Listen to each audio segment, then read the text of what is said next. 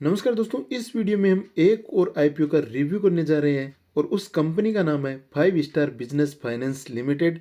5 star business finance limited एक NBFC company है, lending company है जो लोन प्रोवाइड करती है। इसका आईपी विंडो 9 नवंबर से ओपन हो चुका है और 11 नवंबर तक ओपन रहेगा, तो इस बीच आप इस आईपीओ में अप्लाई कर सकते हैं। इस वीडियो में हम कंप्लीट रिव्यू करेंगे इस आईपीओ का, कंपनी के फाइनेंशियल्स देखेंगे, कंपनी का वैल्यूएशन देखेंगे, इस आईपीओ की इंपॉर्टेंट डेट्स देखेंगे, आईपीओ की इंपॉर्टेंट डिटेल्स देखेंगे, साथ में इस आईपीओ का ग्रे मार्केट प्रीमियम भी देखेंगे, जिससे हमें आइडिया लग जाएगा कि इस आईपीओ में हमें कितना लिस्टिंग गेन हो सकता है। साथ ही अगर लॉन्ग टर्म के लिए इस कंपनी को आप देख रहे हैं तो उस पर भी हम डिटेल में बात करने वाले हैं और वीडियो के एंड में आपको इस बात का भी पता चल जाएगा कि आपको इस आईपीओ में अप्लाई करना है या नहीं करना। तो वीडियो को एंड तक देखते रहिए, कंप्लीट डिटेल में इस आईपीओ का रिव्यू करने वाले हैं। सबसे पहले कंपनी की बेसिक डिटेल्स की बात करें तो कंपनी एक एनबीएफसी कंपनी है, लेंडिंग कंपनी है जो सिक्योर्ड लोन प्रोवाइड करती है माइक्रो एंटरप्रेन्योर्स को और सेल्फ एम्प्लॉयड इंडिविजुअल्स को। इस कंपनी की शुरुआत 1984 में हुई थी। इस कंपनी के पास फिलहाल 311 ब्रांचेज का नेटवर्क है जो अक्रॉस 8 स्टेट्स, एक यूनियन टेरिटरी और अप्रोक्सीमेटली 150 से भी ज़्यादा डिस्ट्रिक्ट में है। मेन इंपॉर्टेंट स्टेट्स की बात करें तो यहाँ पर तमिलनाडु आता है, आंध्र प्रदेश आता है, तेलंगाना आता है और कर्नाटक आता है, जो इसके की स्टेट है। मेनली ये इन स्टेट्स में अपना वर्क कर रही है और इस कंपनी का जो हेडक्वार्टर है वो चेन्नई तमिलनाडु में है, इसलिए इस कंपनी की साउथ इंडिया में स्ट्रॉन्ग प्रेजेंस है। इस कंपनी के पास करंटली 4,306 एम्प्लॉइज वर्क कर रहे हैं और इस कंपनी ने 1,85,000 से भी ज़्यादा कस्टमर्स को इन टोटल लोन प्रोवाइड किया है। और इसके एक्टिव लोन बेस को देखें तो 2,30,175, 2,17,745 रेस्पेक्टिवली है 30 जून 2022 और 31 मार्च 2022। तो इसके लोन्स नंबर को देखें तो बहुत ही बड़ा नंबर बन जाता है और एनबीएफसी कंपनी के रूप में इतने कस्टमर्स को लोन देना बहुत ही बड़ी बात होती है, तो ये नंबर बहुत ही बड़ा बन जाता है कंपनी के लिए। इसके बाद इस कंपनी के एयूएम की बात करें तो 30,000 मिलियन से भी ज़्यादा का एयूएम ये कंपनी अभी मैनेज कर रही है। एयूएम का मतलब असेट्स अंडर मैनेजमेंट होता है, तो 30,000 मिलियन से भी ज़्यादा का एयूएम ये मैनेज कर रही है और एयूएम के मामले में ये कंपनी फास्ट ग्रोइंग कंपनी है अपने पीयर्स के कंपैरिजन में। तो इस प्रकार दोस्तों ये हो गई कंपनी की बेसिक डिटेल्स की कंपनी क्या काम करती है, कंपनी का मेन सेक्टर कौन सा है, कंपनी का हेडक्वार्टर कहाँ पर है, कंपनी का इंफ्रास्ट्रक्चर कैसा है, कौन कौन से एरिया में कंपनी वर्क कर रही है। और आई होप कि आपको ये बेसिक डिटेल भी अच्छी तरीके से समझ में आ गई होगी और पता चल गया होगा कि कंपनी किस सेक्टर की कंपनी है। इसके बाद इस कंपनी के फाइनेंशियल्स को देखें तो यहाँ पर कंपनी की जो टोटल असेट्स है उसमें लगातार ग्रोथ देखने को मिली है। 31 मार्च 2020 से लेकर 31 जून 2022 तक ईयर बाय ईयर कंपनी ने टोटल एसेट्स में लगातार ग्रोथ दिखाई है। इसके बाद टोटल रेवेन्यू की बात करें तो टोटल रेवेन्यू में भी ईयर बाय ईयर लगातार ग्रोथ देखने को मिली है और लेटेस्ट जो 30 जून 2022 को क्वार्टरली रिजल्ट आए हैं उसमें कंपनी ने 339.06 करोड़ रुपए का टोटल रेवेन्यू जनरेट किया है। तो टोटल रेवेन्यू के मामले में भी कंपनी बहुत ही अच्छा परफॉर्म कर रही है। प्रॉफिट आफ्टर टैक्स की बात करें तो प्रॉफिट आफ्टर टैक्स भी कंपनी का लगातार बढ़ा है। 31 मार्च 2020 को कंपनी का नेट प्रॉफिट 261.95 करोड़ रुपए था, अगले ईयर में 358.99 करोड़ रुपए हो गया और नेक्स्ट फाइनेंशियल ईयर में कंपनी का प्रॉफिट 453.54 करोड़ रुपए हो गया, जो बहुत ही शानदार ग्रोथ है प्रॉफिट में। और लेटेस्ट जो क्वार्टरली रिजल्ट आया 30 जून 2022 को, इसमें कंपनी ने 139.43 करोड़ रुपए का प्रॉफिट दिखाया है। तो कंपनी बहुत ही अच्छी कंपनी है, प्रॉफिट मेकिंग कंपनी है। इसके साथ ही कंपनी के नेटवर्थ में भी लगातार ग्रोथ देखने को मिली है। 30 जून 2022 को इस कंपनी का जो टोटल नेटवर्थ है वो 3856.98 करोड़ रुपए है। तो नेटवर्थ के मामले में भी कंपनी बहुत ही अच्छी है। इसके साथ ही कंपनी की टोटल बोरोविंग्स भी कभी बढ़ रही है और कभी घट रही है, जहां पर 31 मार्च 2020 को 2363.96 करोड़ रुपए की बोरोविंग्स थी, वो अगले ईयर में बढ़कर 3425.2 करोड़ रुपए की हो गई। और लेटेस्ट जो क्वार्टरली रिजल्ट आए हैं उसमें कंपनी की जो बोरोविंग्स है वो 2520.32 करोड़ रुपए है। और एक लेंडिंग कंपनी के लिए ये जो बोरोविंग्स है वो एक डिसेंट बोरोविंग है, इसे हम ज़्यादा नहीं कर सकते। जिस कंपनी का काम ही बोरोइंग्स देना और लेना हो उसके लिए ये बोरोइंग ज़्यादा मायने नहीं रखती। तो ओवरऑल कंपनी के फाइनेंशियल्स बहुत ही अच्छे हैं, बहुत ही शानदार है।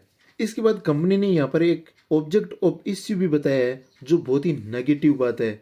यहाँ पर कंपनी बता रही है कि ये ऑफर फॉर सेल के लिए इस आईपीओ को लाया जा रहा है और अपने जो भी स्टेक हैं उनको वो शेयर होल्डर्स को सेल करना चाहती है। तो ये बहुत ही नेगेटिव बात है। यहाँ पर प्रेस इश्यू आपको नहीं मिलने वाला है। तो यहाँ पर सिर्फ ऑफर फॉर सेल है, इसलिए ये बहुत ही नेगेटिव बात हो जाती है इस आईपीओ के लिए। इसके बाद आईपीओ की डिटेल्स की बात करें तो बिडिंग 9 नवंबर से 11 नवंबर 2022 है। इस आईपीओ का जो प्राइस है वो 450 रुपये से 476 रुपये पर शेयर है। आईपीओ का लोट साइज 31 शेयर्स का है। इश्यू साइज 1960.01 करोड़ रुपए का है।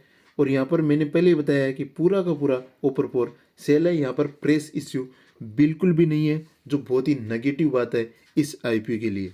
आईपीओ की लिस्टिंग एनएसई और बीएसई पर होने वाली है। यहाँ पर इस आईपीओ में क्यूआईबीज के लिए 50% का कोटा है, एचएनआईज के लिए 15% का कोटा है और रिटेलर्स के लिए 35% का कोटा है। तो यहाँ पर अलॉटमेंट पाना रिटेलर्स के लिए थोड़ा सा इजी होगा। कंपनी के प्रमोटर्स की बात करें तो Lakshmipathi Deenadayalan, Hema Lakshmipathi, Shrita Lakshmipathi, Matrix partners India investment holdings I, LLC and SCI investment V जो इसके प्रमोटर्स हैं।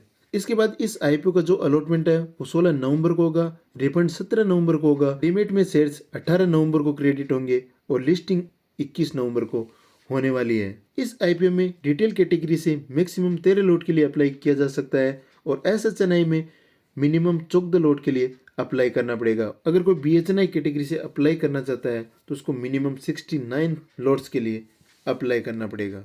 और दोस्तों आईपीओ के न्यू रूल्स के अकॉर्डिंग किसी भी आईपीओ में मिनिमम से ज़्यादा का इन्वेस्टमेंट नहीं करना चाहिए, क्योंकि जो भी आईपीओ ओवर सब्सक्राइब होता है उसमें मिनिमम से ज़्यादा का अलॉटमेंट नहीं मिलता। यानी आईपीओ अगर एचएनआई कैटेगरी में ओवर सब्सक्राइब होता है तो आपको सिर्फ 14 लॉट्स ही मिलने वाले हैं। तो यहाँ पर आपको एक्सेस इन्वेस्टमेंट नहीं करना है। इसके बाद प्रमोटर्स होल्डिंग को देखें तो प्री इश्यू शेयर होल्डिंग है 40.07% और पोस्ट इश्यू शेयर होल्डिंग है 33.65%। यहाँ पर कंपनी में प्रमोटर्स की होल्डिंग लगातार कम हो रही है। अगर हम किसी बेस्ट कंपनी को सिलेक्ट करते हैं तो वहां पर हम देखते हैं कि प्रमोटर्स होल्डिंग कम से कम 40 या 50% होनी चाहिए। तो यहाँ पर पोस्ट इश्यू शेयर होल्डिंग 33.65% रहेगी, जो कंपनी के लिए बिल्कुल भी अच्छी बात नहीं है। इसके बाद दोस्तों इस आईपीओ का 9 नवंबर 2022 को 5 बजे तक का सब्सक्रिप्शन डेटा भी हमारे पास आ चुका है। तो इसको भी हम क्विकली एक बार देख लेते हैं। क्यूआईबी कैटेगरी में 0.03 टाइम सब्सक्राइब हुआ है, एचएनआई कैटेगरी में 0.01 टाइम सब्सक्राइब हुआ है, बीएचएनआई में ये बिल्कुल भी सब्सक्राइब नहीं हुआ है, एसएचएनआई में ये 0.01 टाइम सब्सक्राइब हुआ है, रिटेल में ये आईपीओ 0.03 टाइम सब्सक्राइब हुआ है और इन टोटल ये आईपीओ 0.20 टाइम सब्सक्राइब हुआ है। तो सब्सक्रिप्शन डेटा को देखें तो यहाँ पर फर्स्ट डे में आईपीओ में उतना सब्सक्रिप्शन देखने को नहीं मिला है। इस आईपीओ में इन्वेस्टर्स ने बहुत ही कम इंटरेस्ट दिखाया है। इसके बाद हम बात करते हैं कि इस आईपीओ में आपको लिस्टिंग गेन कितना हो सकता है। तो लिस्टिंग गेन के लिए सबसे पहले हम जीएमपी रेट्स को देख लेते हैं कि ग्रे मार्केट में इस आईपीओ का प्रीमियम कितना चल रहा है, ग्रे मार्केट में इस आईपीओ की डिमांड कितनी चल रही है। इस आईपीओ से related latest grey market update को देखें तो 9 नवंबर 2022 को ये अपडेट है और इस आईपीओ का ग्रे मार्केट प्रीमियम 9 नवंबर 2022 को 9 रुपये के करीबन अपडेट हुआ है। तो यहाँ पर आपको इस आईपीओ में एक शेयर में 9 रुपये के करीबन लिस्टिंग गेन देखने को मिल सकता है और एस्टिमेटेड जो लिस्टिंग प्राइस है वो 483 रुपये है। यहाँ पर आपको 1.90% का लिस्टिंग गेन देखने को मिल सकता है। तो दोस्तों लिस्टिंग गेन के पॉइंट ऑफ व्यू से देखें तो आईपीओ में ज़्यादा लिस्टिंग गेन होने की पॉसिबिलिटी बहुत ही कम है। यहाँ पर आपको 5 से 10% का लिस्टिंग गेन देखने को मिल भी सकता है और नहीं भी हो। इस आईपीओ की फ्लैट ओपनिंग भी हो सकती है। तो लिस्टिंग गेन के पॉइंट ऑफ व्यू से यह आईपीओ उतना अच्छा नहीं है। फिर भी दोस्तों इस आईपीओ की एंडिंग डेट तक अगर ग्रे मार्केट में तेजी आती है और 20% से ऊपर का लिस्टिंग गेन देखने को मिलता है तो आप डेफिनेटली इस आईपीओ के लिए अप्लाई कर सकते हैं। फिलहाल के लिए इस आईपीओ को आप लिस्टिंग गेन के लिए कंसीडर ना करें। इसके बाद इस आईपीओ का वैल्यूएशन देखें तो ईपीएस है 16.09 पर इक्विटी शेयर और इसका पी रेशियो है अप्रोक्सीमेटली 29.45। रिटर्न ऑन नेटवर्थ है 13.86% और नेट एसेट्स वैल्यू है 127.35 पर इक्विटी शेयर। तो इस प्रकार कंपनी की वैल्यूएशन है वो ओवरऑल अच्छी लग रही है। कंपनी का ईपीएस भी अच्छा है, कंपनी का पी रेशियो भी सही है और रिटर्न ऑन नेटवर्थ भी सही लग रहा है। इसके बाद इस कंपनी की पीयर्स पर नजर डालें तो इसकी पीयर्स में है आवास फाइनेंशियर्स जिसका पी है 76.49, दूसरी है एप्टस वैल्यू जिसका भी पी है 62.59 और एक है एयू स्मॉल फाइनेंस बैंक जिसका पी है 32.32। तो एयू स्मॉल फाइनेंस बैंक का पी 5 स्टार बिजनेस फाइनेंस के आसपास ही है। तो ये दोनों कंपनियां सेम वैल्यूएशन पर है। फिर भी पीयर कंपैरिजन के बाद हम ये नहीं कह सकते जो 5 स्टार बिजनेस फाइनेंस का प्राइस बैंड है या जिस प्राइस पर वो कंपनी लिस्ट हो रही है वो सस्ती वैल्यूएशन पर है, एवरेज वैल्यूएशन पर है, ज्यादा महंगी भी नहीं है लेकिन सस्ती भी हम नहीं कह सकते। दोस्तों लॉन्ग टर्म के लिए अगर आप इस कंपनी को देख रहे हैं तो आपको पीयर कंपैरिजन जरूर करना चाहिए और पीयर कंपैरिजन में अगर वैल्यूएशन आपको कम लगती है तो आप उस कंपनी में इन्वेस्टमेंट के लिए जा सकते हैं, लेकिन आपको पीयर कंपैरिजन करने के बाद ही लॉन्ग टर्म का डिसीजन लेना चाहिए। तो इस प्रकार दोस्तों पीयर कंपैरिजन करने के बाद ये कंपनी अपने पीयर से कहीं ना कहीं थोड़ी सी कम वैल्यूएशन पर लिस्ट हो रही है। तो दोस्तों पीयर कंपैरिजन करने के बाद हम इस कंक्लूजन पर आ सकते हैं कि ये कंपनी अपने वैल्यूएशन से थोड़ी इंप्रेसिव तो लग रही है, अपने पीयर से ये थोड़ी सी कम वैल्यू पर लिस्ट हो रही है। कंपनी ओवरऑल अच्छी है, कंपनी के फाइनेंशियल्स भी अच्छे हैं, तो लॉन्ग टर्म के लिए इस कंपनी को कंसीडर किया जा सकता है। इसके बाद दोस्तों हम फाइनल वर्डिक्ट पर आते हैं कि हमें इस आईपीओ में अप्लाई करना है या नहीं करना। तो दोस्तों अगर आप लिस्टिंग गेन के लिए इस आईपीओ में अप्लाई करना चाहते हैं तो इस आईपीओ में आपको अप्लाई नहीं करना है। आपको इस आईपीओ में लिस्टिंग गेन देखने को नहीं मिलने वाला है। अगर लॉन्ग टर्म के लिए आप इस कंपनी को देख रहे हैं तो आप इस कंपनी को लॉन्ग टर्म के लिए कंसीडर जरूर कर सकते हैं। ये कंपनी अपने पीयर वैल्यूएशन से थोड़ा सा कम वैल्यू पर लिस्ट हो रही है, तो इसलिए ये कंपनी अपने वैल्यूएशन के अकॉर्डिंग थोड़ी सी इंप्रेसिव जरूर लग रही है। बाकी आप अपना कोई भी डिसीजन लेने से पहले अपने फाइनेंशियल एडवाइजर की सलाह जरूर ले। फिलहाल के लिए इस वीडियो में इतना ही। अगर आपको ये वीडियो पसंद आया तो वीडियो को लाइक करें, अपने दोस्तों के साथ शेयर करें। इस चैनल पर नए हैं और इस चैनल को सब्सक्राइब नहीं किया है तो सब्सक्राइब करने के लिए जो नीचे ब्लैक कलर का सब्सक्राइब बटन दे रखा है उस पर आप प्रेस करें, साथ में बेल आइकन को प्रेस करें ताकि आगे आने वाले वीडियोस का नोटिफिकेशन आपको मिलता रहे। चलिए मिलते हैं आपसे अगले वीडियो में, तब तक के लिए नमस्कार, जय हिंद, कीप लर्निंग।